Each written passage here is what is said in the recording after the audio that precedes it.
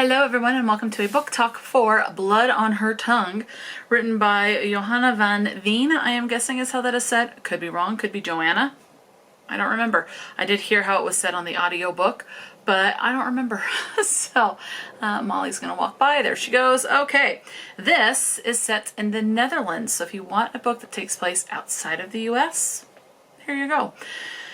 Okay, so Blood on Her Tongue. So this was published in 2025. This is a standalone and it is a horror. And I would even say adult just because of the type of content that is in it. So for this one, we are following Lucy and, yeah, so Lucy, okay, so this is told in, I can't remember, is it first person or third person?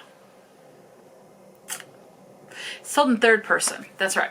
Okay, so it's told in third person. Lucy is getting some strange messages from her sister. Now, this is set in 1887, so the messages that she gets are through letters in the mail. So snail mail, as we now lovingly call it today. So she gets these letters, and she's starting to see some signs that mentally her sister is more than likely struggling and needs her help. So Lucy decides to go to her sister Sarah to her house, her residence, and tries to see what's going on, see what she can do to help her sister. And strange things start to happening. At one point, there's believed that someone has passed away, and so you are dealing with grief and a funeral. There's multiple people. There are a couple of people talking about death and death in the past and things like that. But things start to happen where this is a story about an undead individual, okay? And you can guess where it's going to go. I would not say vampire, but at the same time it kind of is. Think more leech, more like a leech, okay? Like those, when you go into this murky body of water and these little leeches stick onto you, but it's not a vampire, it's more leech-like, but it's more mythological, like, I don't know. It's hard to describe. It gives vampire vibes, but not quite vampire vibes. Anyway, this is a standalone, and it was actually published this year. And I got my edition from Barnes & Noble, and it is the sprayed edges. One, the cover was creepy, and that.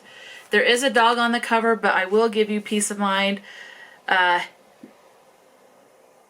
dog lives, okay? You don't need to worry about animal death regarding this dog. I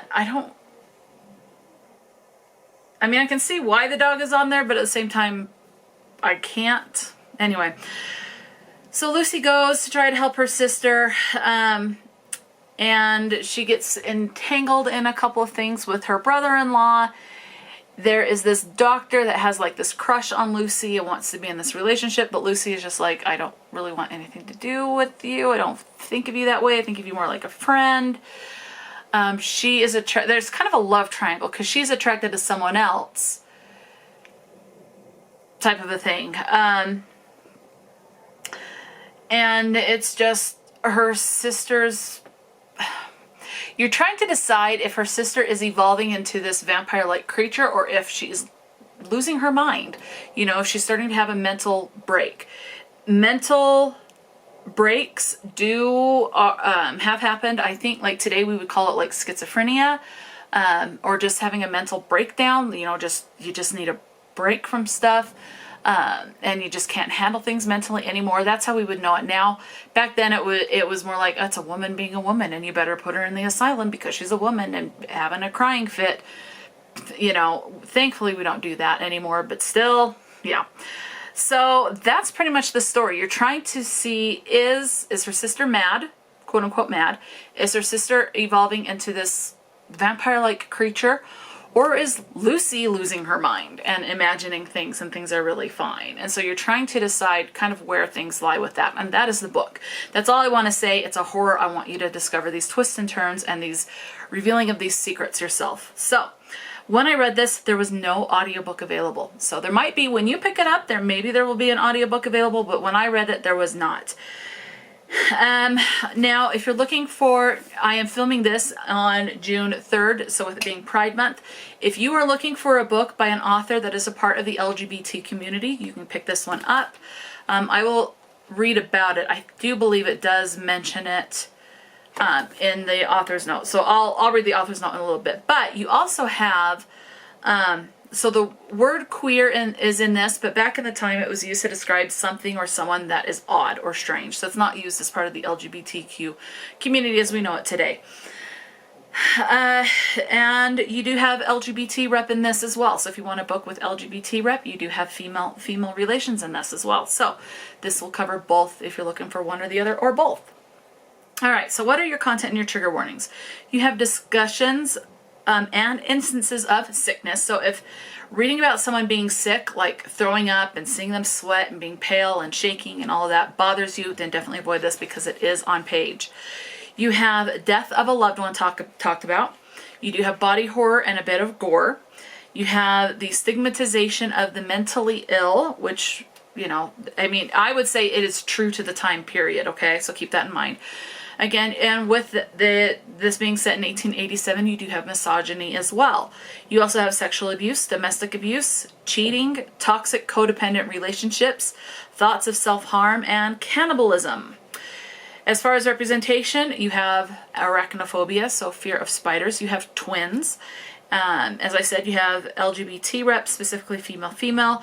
You have someone talked about with a physical disability due to having polio as a child, so their leg is shorter and they have to have like a special shoe to be able to walk and things like that. So that's your representation. My edition was 339 pages. Me personally, I enjoyed it. And could it have been more gory and more? Oh yeah, absolutely. But it was still there just enough that I thoroughly enjoyed it. So anyway, that is your representation. That is your content and your trigger warnings. Now, let me tell you, just in case you are still on the fence, let me tell you the words in case there's one you want absolutely nothing to do with. We have the following words. We have suicide 3 times, damnably 3 times, damn 11, whore once, damned 9 times, and I separated that because it's like being damned to hell type of a situation. You have bloody 8 times, slut 3 times, so a lot of like, you know, shaming a woman for sleeping around, but yeah, it's fine for the man to sleep around type of situation. Hussy twice, orgasm twice, the word Lord twice used in religious context, the word God 3 times used in religious context, hell 9, the phrase goddamn 4, fuck 18, fornicate 3 times, wet twice, rut 4, bastard 3, hellish once, the word Lord 1 time not in religious context, hellbent once, grind once, cock once, slit once, bitch twice, and cunt once. So those are the word usages. I do know, like, if my mom's not interested in horror, she wants nothing to do with it. Middle grade, she can do a little bit sometimes, depends on how creepy it goes. Adult horror, no. But if she did read horror with the C word in there, the see you next Tuesday word, she would, if she knew it was in here even once, she would not pick it up. That's why I do these words, so that you know if there's a particular word where you want nothing to do with, then you don't waste your money on a book that you, and your time on a book that you're not going to enjoy. So that's why I do those. So that is this book without any spoilers. That's the content.